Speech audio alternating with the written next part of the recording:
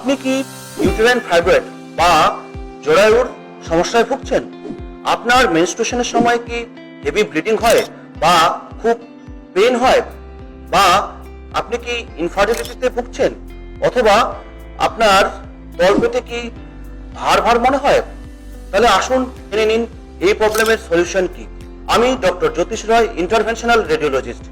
Uterine artery embolization হলো একটি minimally invasive, safe and effective procedure.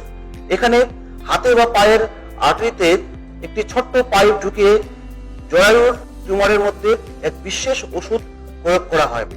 এর ফলে জরায়ু বা ইউটেরাস কয়েক মাসের মধ্যেই আবার নর্মাল অবস্থায় ফিরে আসে। এখানে কোনো রকম সার্জিক্যাল মার্ক বা ওপেন সার্জারি কোনো দরকার হয় না। এই প্রসিডিওরের পর পেশেন্ট 2-1 দিনের মধ্যে তার ডেইলি লাইফে ফিরে যেতে পারে। ইউটেরাইন আর্টারি এম্বোলাইজেশনের সম্পর্কে যদি বিস্তারিত কিছু জানতে চান তাহলে প্লিজ যোগাযোগ করুন আমার হোয়াটসঅ্যাপ নাম্বার, আমার ফেসবুক পেজ অথবা আমার ওয়েবসাইটে।